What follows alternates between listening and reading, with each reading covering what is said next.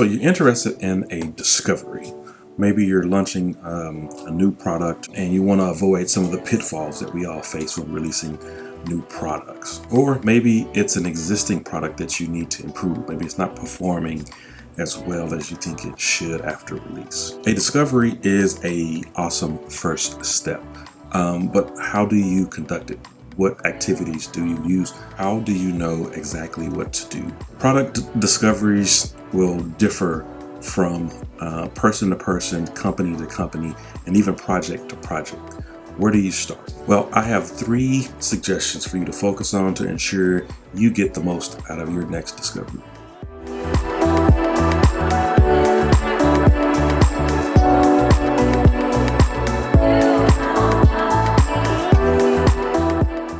Hello and welcome to my channel. I am a principal UX consultant in the DFW area, and I help companies build awesome products. So before we dive into those 3 suggestions, let's define what I mean when I say a product discovery or a UX discovery. This is the initial phase that you would conduct. You bring the team together and you're working out what are the project goals, what are the business goals, who are the users, and what are the context in which users are experiencing your product, whether it's a product or a service.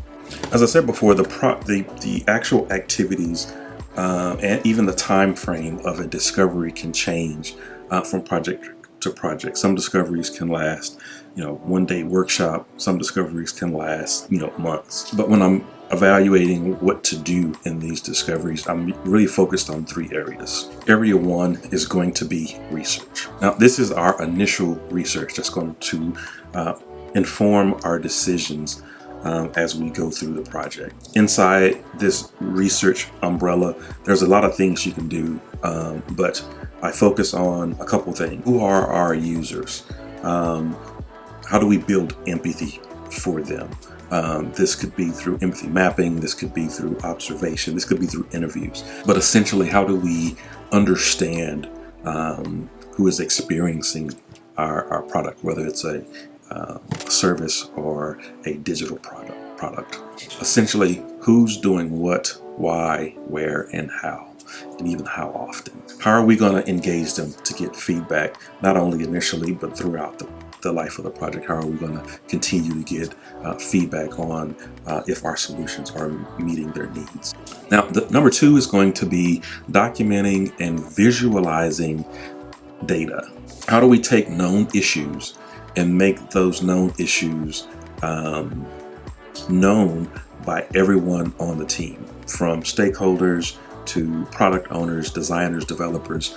There's value in shared understanding, and the best way I've found to do that is to make information visible. Put it on walls, digital whiteboards, actual whiteboards. When you're creating environments for the team to work on, how do you make that information visible and accessible to everyone for impromptu conversations, intentional conversations? And this has yielded great results for me in the past. We want to put up the things that we don't know as well. Put those questions on the board so we can be thinking about those as a team. One of the biggest complaints that I hear from developers on an ongoing basis is they don't have time to think about problems before they actually have to go in and solve them because they're in mid-sprint.